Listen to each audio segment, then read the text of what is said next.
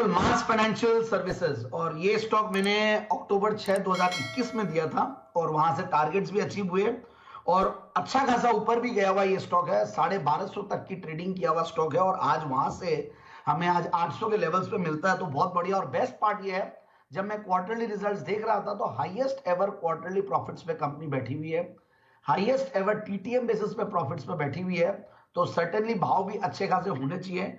और अब जो एनबीएफसीज में और या जो ओवरऑल कोविड के बाद, कोविड के दौरान जो थोड़ी प्रॉब्लम आई थी एसेट्स की क्वालिटी को लेकर, वो सारी चीजें अब पास्ट हो गई है, हिस्ट्री हो गई और अब इनफैक्ट ज्यादा बेटर हो रहा है। और इनफैक्ट हम देख ही रहे हैं आज महिंद्रा एंड महिंद्रा भी अच्छा कर रहा है, फाइनेंशियल सर्विसेज और भी बाकी एनबीएफसीज बहुत अच्छा परफॉर्म कर रहे हैं। मुझे लगता है ये एनबीएफसीज वापस से फुल फ्लेवर में है और इस बजट के बाद भी मुझे ऐसा लगता है कि यहाँ पे और अच्छी ग्रोथ आनी चाहिए, क्योंकि ये लोग रूरल सेक्टर में भी काफी जाते हैं, रूरल के ऊपर सरकार का भारत के ऊपर पूरा फोकस है। तो मुझे लगता है कि इन कंपनियों का अच्छा रहेगा। और ये कंपनी के बारे में थोड़ा सा मैं बैकग्राउंड देता हूं। तो गांधीज हैं जिन्होंने प्रमोट किया कंपनी को, 1995 से कंपनी कार्यरत है, एक बेहतरीन क्वालिटी की कंपनी। और ये जो अगर एनबीएफसी सर्कल में देखें तो ये कंपनी का नाम बहुत जबरदस्त है। B2B और B2C, मतलब कई एनबीएफसी को भी ये लोग रीफाइनेंस करते हैं और B2C भी अच्छा खासा करते हैं और इनका लोन बुक भी बहुत बढ़िया है। माइक्रो एंटरप्राइजेस को ये लोग लोन्स देते हैं, एसएमई लोन्स देते हैं, टू व्हीलर्स का भी एक पोर्टफोलियो इनका, कमर्शियल व्हीकल्स का भी इनका पोर्टफोलियो है, एनपीएस भी कंट्रोल में है और एनआईएम्स भी बहुत बढ़िया है कंपनी के। और अच्छा खासा इन्होंने ब्रांचेस का नेटवर्क बना रखा, 125 से 150 करीब ब्रांचेस इनकी है अलग अलग स्टेट्स में, राजस्थान तो है, गुजरात, महाराष्ट्र, तमिलनाडु, ये सब जगह। तो और प्लस मैं इनकी रेटिंग्स देख रहा था तो रेटिंग्स भी बहुत बढ़िया, क्योंकि एनबीएफसीज में रेटिंग्स देखना बहुत जरूरी होता है। तो A+ रेटिंग्स है।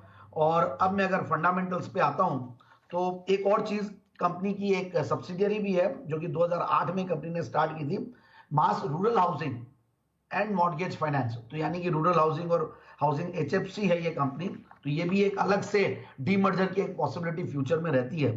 अब यहां पे आते हैं हम, सेल्स की ग्रोथ इनकी 13-14% रही है पिछले 5 साल में सेल्स की कैगर।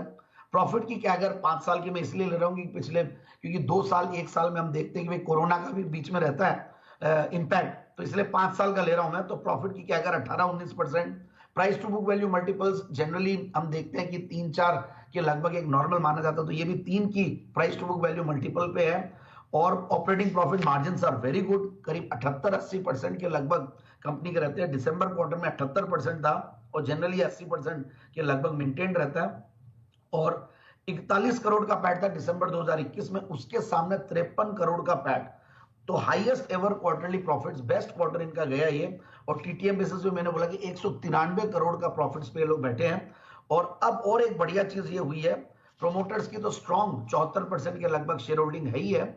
और हम अगर देखते हैं एफआईआईज और डीआईआईज, तो डीआईआईज में बढ़ाए हैं और इनफैक्ट पीजीआईएम एक नया एएमसी, एक नया म्यूचुअल फंड आया है जो कि दिसंबर क्वार्टर में 0.25% शेयर होल्डिंग बढ़ाई है।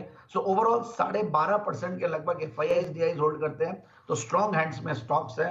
तो मुझे लगता है कि इस स्टॉक को इन लेवल्स पे लेना चाहिए 890 का टारगेट के लिए।